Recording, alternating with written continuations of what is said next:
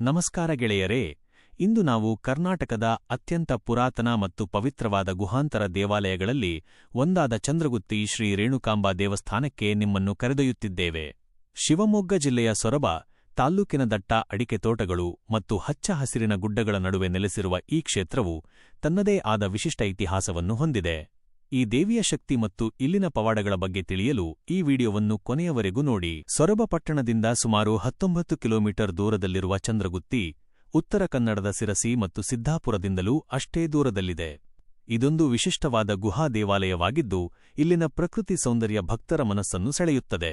ಚಂದ್ರಗುತ್ತಿಯ ಇತಿಹಾಸ ಬಹಳ ಕುತೂಹಲಕಾರಿಯಾಗಿದೆ. ಹಿಂದೆ ಈ ಭಾಗವನ್ನು ಆಳುತ್ತಿದ್ದ ರಾಜನು ರಾಜ್ಯದ ಶಾಂತಿ ಮತ್ತು ಜನರ ಆರೋಗ್ಯಕ್ಕಾಗಿ ಒಂದು ದೊಡ್ಡ ಯಜ್ಞವನ್ನು ಮಾಡಿದನು.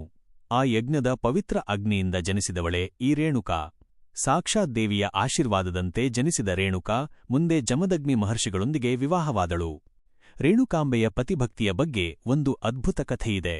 ಅವಳು ಪ್ರತಿದಿನ ನದಿಯಿಂದ ಮಣ್ಣಿನ ಮಡಕೆಯಲ್ಲಿ ನೀರನ್ನು ತರುತ್ತಿದ್ದಳು.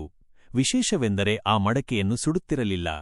ಹಸಿ ಮಣ್ಣಿನ ಮಡಕೆಯಲ್ಲಿ ಜೀವಂತ ಹಾವನ್ನು ಮಡಕೆಯ ಆಧಾರವಾಗಿ ಸಿಂಬೆ ಬಳಸಿಕೊಂಡು ಅವಳು ನೀರನ್ನು ತರುತ್ತಿದ್ದಳು. ಅವಳ ಪಾವಿತ್ರ್ಯತೆಯಿಂದಾಗಿ ಒಂದು ಹನಿ ನೀರು ಕೂಡ ಕೆಳಗೆ ಚೆಲ್ಲುತ್ತಿರಲಿಲ್ಲ ಎನ್ನಲಾಗುತ್ತದೆ. ಕಾಲಕ್ರಮೇಣ ಒಂದು ಸಣ್ಣ ಘಟನೆಯಿಂದಾಗಿ ಜಮದಗ್ನಿ ಋಷಿಗಳು ಕೋಪಗೊಳ್ಳುತ್ತಾರೆ. ಅವರು ತನ್ನ ಮಗ ಪರಶುರಾಮನಿಗೆ ತಾಯಿ ರೇಣುಕೆಯನ್ನು ಕೊಲ್ಲುವಂತೆ ಆಜ್ಞಾಪಿಸುತ್ತಾರೆ. ಪಿತೃವಾಕ್ಯ ಪರಿಪಾಲಕನಾದ ಪರಶುರಾಮನು ತನ್ನ ತಾಯಿಯನ್ನು ಇದೇ ಚಂದ್ರಗುತ್ತಿಯ ಗುಹೆಗೆ ಕರೆತಂದು ಅವಳ ಶಿರಚ್ಛೇದ ಮಾಡುತ್ತಾನೆ. ತಾಯಿಯ ಮುಂಡವು ಗುಹೆಯಲ್ಲೇ ಉಳಿಯುತ್ತದೆ. ನಂತರ ಮಗನ ನಿಷ್ಠೆಗೆ ಮೆಚ್ಚಿದ ಜಮದಗ್ನಿ ಮಹರ್ಷಿಗಳು ಪರಶುರಾಮನಿಗೆ ವರವನ್ನು ಕೇಳಲು ಹೇಳುತ್ತಾರೆ.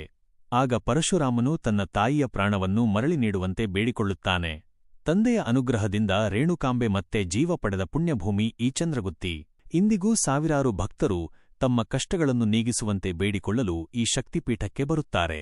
ನೀವು ಎಂದಾದರೂ ಮಲೆನಾಡು ಭಾಗಕ್ಕೆ ಭೇಟಿ ನೀಡಿದರೆ ಈ ಐತಿಹಾಸಿಕ ಗುಹಾ ದೇವಾಲಯಕ್ಕೆ ಭೇಟಿ ನೀಡಲು ಮರೆಯಬೇಡಿ. ಈ ಮಾಹಿತಿ ನಿಮಗೆ ಇಷ್ಟವಾದಲ್ಲಿ ವಿಡಿಯೋವನ್ನು ಲೈಕ್ ಮಾಡಿ, ಶೇರ್ ಮಾಡಿ ಮತ್ತು ನಮ್ಮ ಚಾನೆಲ್ ಅನ್ನು ಸಬ್ಸ್ಕ್ರೈಬ್ ಮಾಡಲು ಮರೆಯಬೇಡಿ. ಧನ್ಯವಾದಗಳು.